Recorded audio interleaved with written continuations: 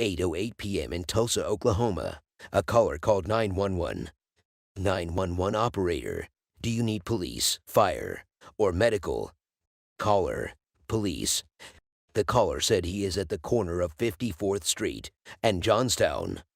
He said he just heard a gunshot after an argument, and the argument stopped after the argument. 911 operator. How many gunshots did you hear? Caller. Just one. The 911 operator said he will inform the police. A few minutes later, another caller called 911. 911 operator. This is EMSA. What is your emergency? Caller. I was just walking up the street and I look up in the driveway and I saw a guy sitting in a chair with a gunshot wound to his head. 911 operator. Is there more than one wound? The caller said he just saw one that is coming out of the man's head. 911 operator. Okay. Caller. God. 911 operator. Is he still breathing? Caller. Yes. He is still breathing. 911 operator. Just keep talking to him. Tell him you've got help on the way. Detectives made their way to the crime scene. They found a man lying wounded with gunshot wounds. Is he bleeding via a gunshot wound? A detective asked. Yes, another detective answered. Detectives said the victim is in grave condition. He should be taken to St. John's Hospital. For homicide detectives, their chance of solving a murder is cut in half if they do not get a lead within the first 48 hours. Detectives are heading to North Tulsa. There was a black male that was shot at the front of his residence. Health officials have been working on him, and detectives just got a word that unfortunately, he died at the hospital. Victim seated in his chair, a detective asked. Yeah, someone replied.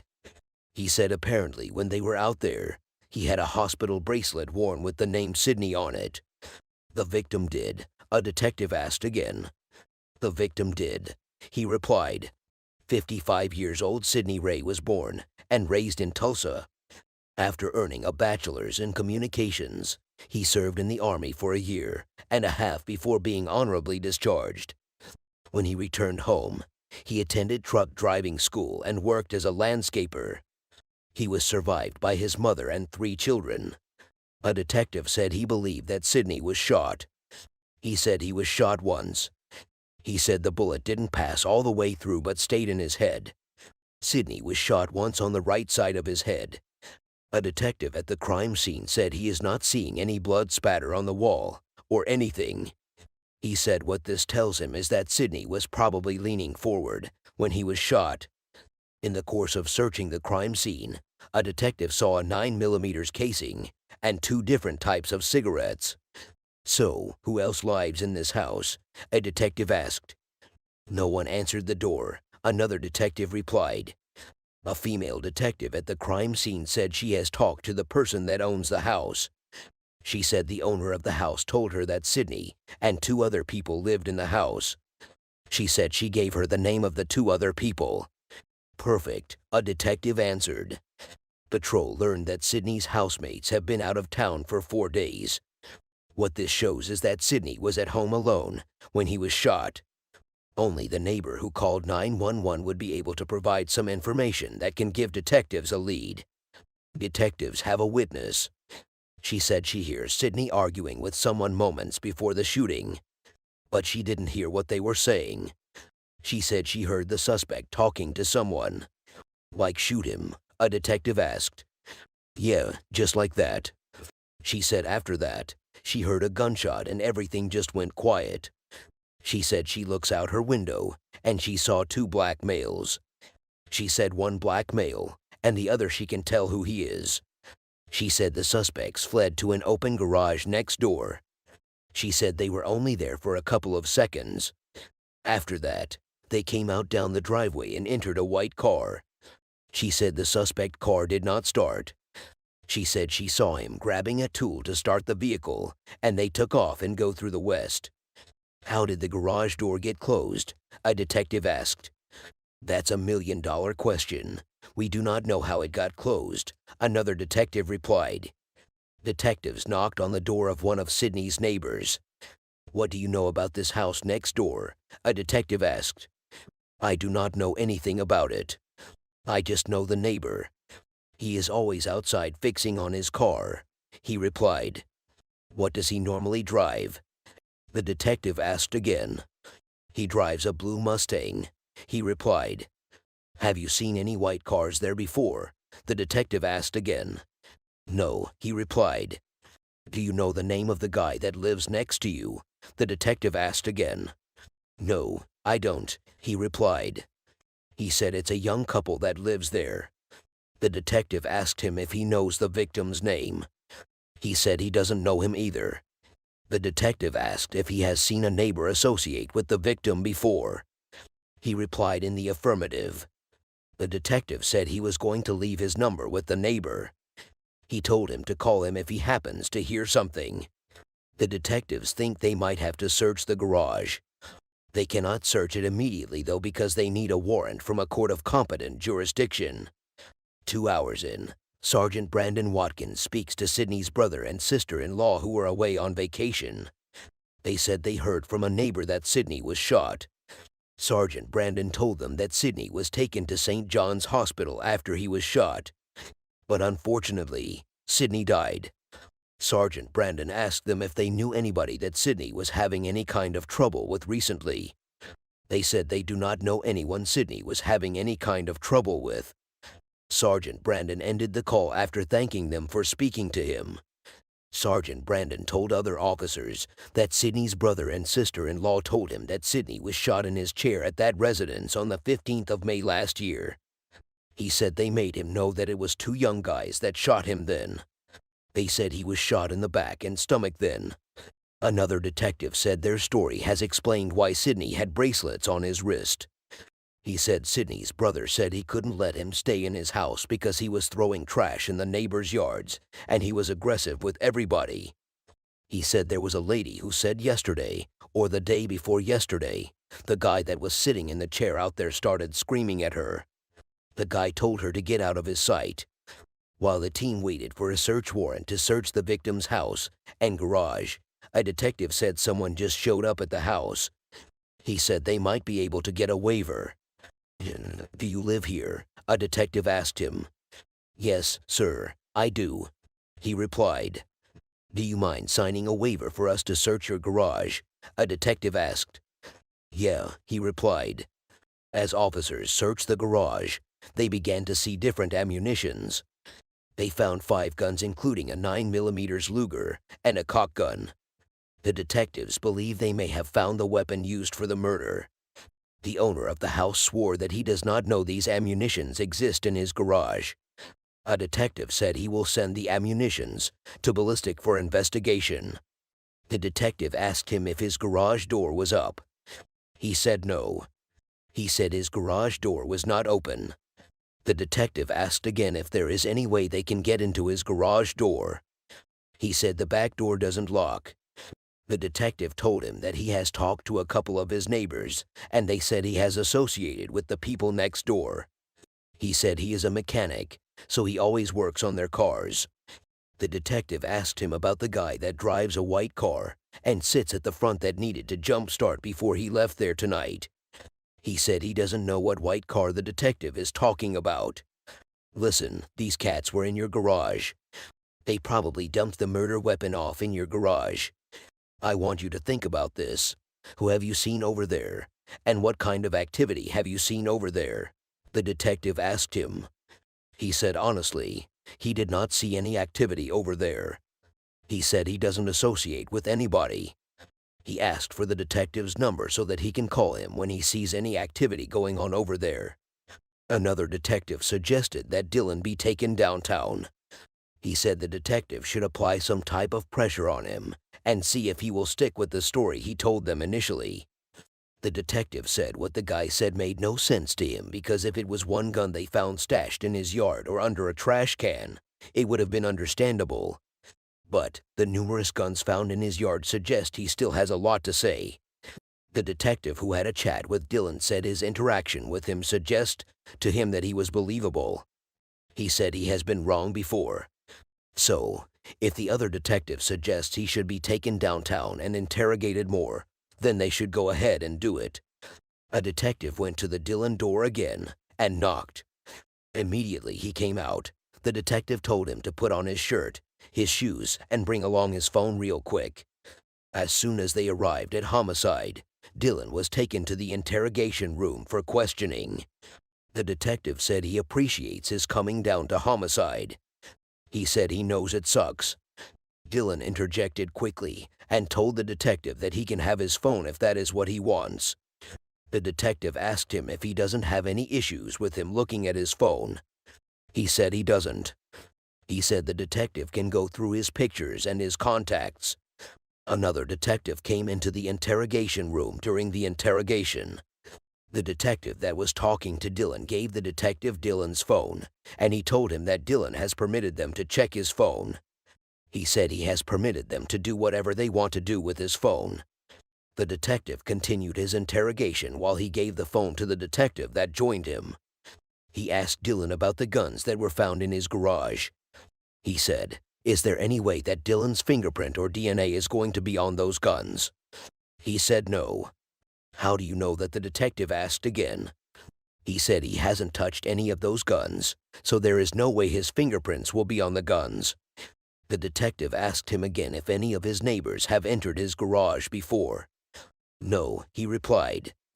The detective asked Dillon if he received any phone call this evening from anybody that suggested the person was going to hide something or put something in his garage. He said no. The detective asked again if he hung out with any black guy at his house. He said not really. The detective said the reason he is asking is because of a picture he saw on his phone. The guy stood up to show him the picture. The picture showed he was with a guy in his garage. The detective asked if he knows the guy. He said yes. He said the guy in the picture is his buddy. He said his name is Skyler. The detective asked him when the picture was taken. Dillon said the picture was taken a couple of weeks ago. He helped the detective check the exact day the picture was taken. Dillon gave the detective Skyler's full name and says he helped him work on his truck. The detective asked Dillon if he was expecting anybody in his house this evening. No, sir, he replied. The other detective who was checking Dillon's phone left the interrogation room. He left Dillon and the detective that was interrogating him from the start. Immediately the detective left. Dillon said he was expecting to go home and eat his damn tacos and go to bed. The detective said he was going to take Dillon's fingerprint, and that way he can compare it to any prints that are going to be on those guns. The detective asked Dillon if he doesn't have any issue with taking a DNA swab. Dillon said he doesn't care. The detective left the room and told Dillon that he will be right back. The detective that checked Dillon's phone said he was not feeling him. He said he feels if Dillon knows anything he would have told them.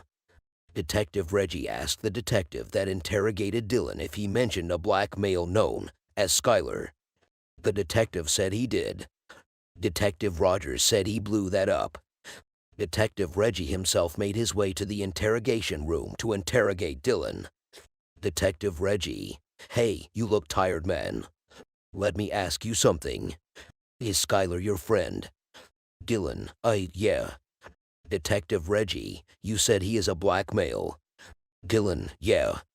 Detective Reggie, okay. Where does he live? Do you know? Dillon, out west. We go to school together. Detective Reggie, what school? Dillon, Central. Detective Reggie, how old is Skyler? Dillon, I'd say 27. Detective Reggie, okay. During the interrogation, Detective Mark Kennedy received a call from Dave. Dave went through Dillon's Facebook page and found the Skyler he was talking about. The information on Dillon's Facebook page shows that Dillon is a white male. Detective Mark shows Dillon the picture of the white male. "That's Skyler," Dillon said. Detective Mark, "That's not the guy in the picture that you identified as Skyler. That was an older, bald, black man." Detective Mark, "So, are you ready to tell the truth now?" Dillon, "Okay, that's the neighbor." Detective Mark, "Out by your garage?" Dillon, "Yes." He helped me push my truck out. Detective Mark. Who is the neighbor? Dylan. His name is Reggie. Detective Mark. Do you know Reggie's last name? Dylan. No. I don't. Detective Mark. Which house does he live at? Dylan. I've seen him next door, next to me to the left. Detective Mark. Like, the one that the murder happened? Dylan. Yes. Detective Mark. Does he live over there? Dylan. I don't know who lives there. Detective Mark. Okay, but Reggie frequents that house next door. Dylan. Yes, sir. Detective Mark. Why didn't you tell us that? Dylan. Because he is in the picture and I didn't want you guys to think that I was hiding anything. Detective Mark. But you are. Detective Reggie. We know you are scared to death right now. Dylan. Oh, I am scared to death right now. Detective Reggie. We know. Dylan. You guys see this right now. Detective Reggie. We know that. Detective Reggie. All my partner is trying to do is to get out why they did what they did. He is trying to solve a murder, bro. Somebody lost their life today. Dylan. I know, buddy. I want somebody to find out who shot them. Detective Reggie. But if you mean that, you are going to start being truthful to us, because talking to you is like pulling teeth. Detective Mark. You are making it worse for yourself. Leave the fear out of this. Stop the fear. Dylan. Okay. So, I was not at work today. I was inside for about 95% of the day. I decided to go outside and roll a blunt. I opened my garage door. I heard, boom. It was a bang. I stopped rolling the blunt. Reggie came over and threw the guns. He threw the gun underneath the toolbox. I saw Reggie and a black guy. I said, "What are you doing?" He said, "I want to hide them. Sidney just shot himself." I said, "Dude, I am getting out of here." He ran out. I locked the doors. I got in my car and I left. Detective Mark. What did the other guy look like? Dylan. He was a black guy. He is tall, skinny, black skin. Detective Mark. What you just said now at 1:52 in the morning is a whole lot more than what you have said at all. Hope you know what I mean. Dylan. All right. I apologize, guys. I'm just scared. Detective Mark. Well, you should be scared. You made me look like a fool because I believed in you. Dylan. Give me a minute. Detective Mark. Sit tight. Detective Mark came out of the interrogation room after he chatted with Dylan. He narrated what happened in the interrogation room to other detectives. Dylan identified Reggie. He stated that Reggie said Sidney had shot himself. He said that is unlikely based on the fact that there was a loud argument that was going on before the incident happened. The team searches for Reggie on Dylan's Facebook page. Here it is the detective who searched said. He found a picture that looks like the guy in the photo from Dylan's phone. He found Reginald's last name. His last name is Sutton. 54 years old Reginald Sutton has multiple felony convictions including burglary, drug possession, and shooting with intent to kill. Detective Mark went back to the interrogation room, where Dylan has been held. Detective Mark. Who is this? Dylan. That's Reggie. Detective Mark. You are saying that's him? That's Reggie. Dylan. Yeah. Detective Mark. Are you sure? Dylan. Yeah. Detective Mark left the interrogation room and returned to his team members. He said Dylan identified the guy in the picture as Reggie. He said that means they have a lead. Yeah, that means we have to find him. And that car is still running around somewhere. Another detective said. Then, the team gets body cam footage from first responders to the shooting. While the team was watching the video, they saw an officer walking down from the crime scene. They also saw a white Monte Carlo that has broken down in the video. The car broke down while trying to leave the house. A detective said that car is probably the suspect's vehicle. The video showed where the officer was asking a young man if the car belongs to him. The young man said the car is his cousin's car. The young man said he was going to get gas. The officer asked how long has the car broken down. The young man said it broke down 30 minutes ago. The officer asked if he heard or seen something around where his car broke down. The young man said he did not see or hear anything. The officer told him someone has been shot around the place that his car broke down. The detectives who watched the video are convinced that the guy in the video does not look like Reginald. They said probably the young man is the second guy they are looking for. The detectives are convinced that the car in the video is the car they are looking for. Detectives said all officers should be on the lookout for the white car. 17 hours in, Detective White gets the autopsy report. White said the autopsy reveals that it was as if someone was coming from the back and putting it up against his head and pulling the trigger. He said he was going to take what he has to the district attorney's office, and he will see if they can get a warrant for the arrest of Reggie. Detective Watkins gets a call from Sydney's family. She said they are sure that Reggie has something to do with the death of the victim. They said that Reggie is part of their family. Reggie and Sydney are first cousins. He said the family is saying that Reggie is hiding somewhere in the out east. After some minutes, Detective White got a phone call from the district attorney's office. He said they have been able to secure an arrest warrant for Reggie. With an arrest warrant in hand, the team hits out the east of Tulsa searching for Reggie Sutton and the white Monte Carlo. The team hits all the streets in the east, but there was no luck. After hours of searching, Reggie turns himself in. Reggie was taken into the interrogation room for questioning. Detective White, I know you are going through a lot right now. Reggie interjected. Well, Mr. White, the first thing I had to do was to turn myself in and do the right thing. Detective White, that is a good decision. I appreciate that because that shows me a lot. Detective White, tell me about what happened last night. Reggie, okay, it was my cousin, Sidney Ray.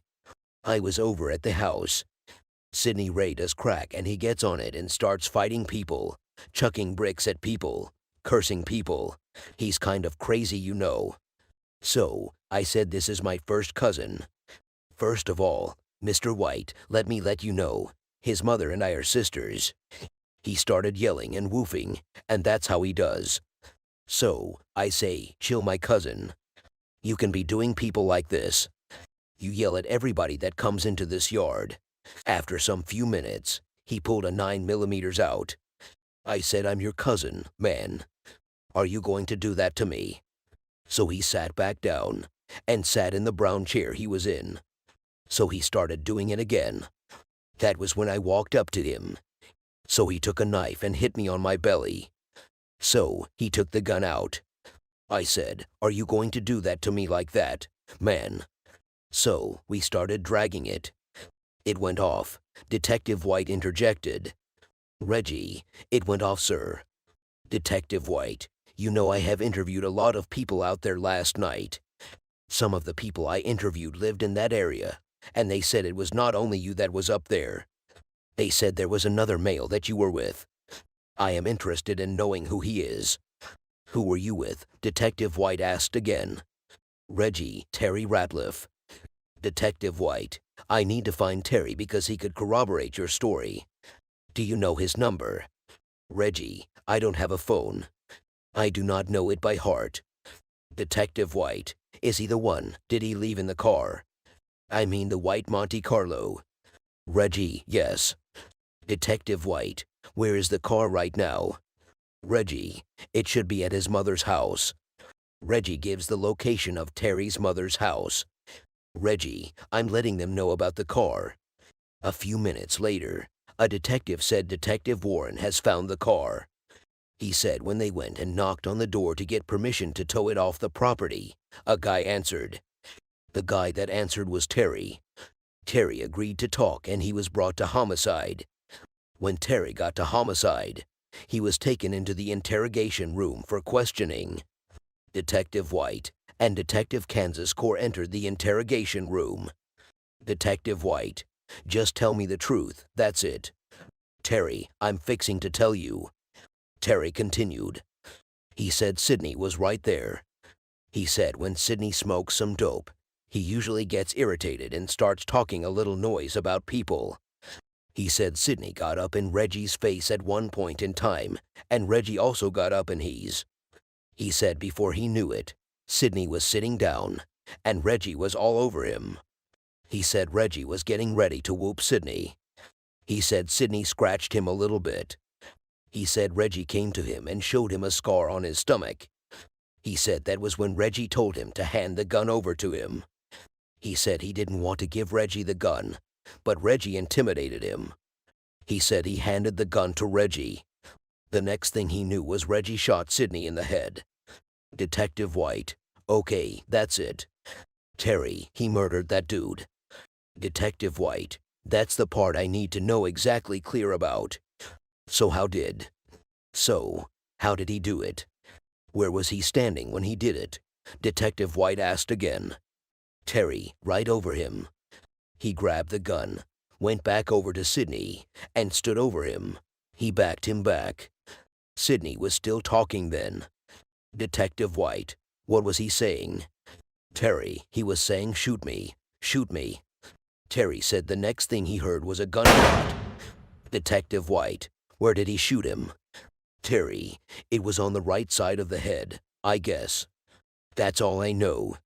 Detective: Sydney wasn't fighting him or doing anything. Terry: Sydney was a good guy. He didn't deserve to die. Terry said, after that, Reggie said he better not say anything to anyone.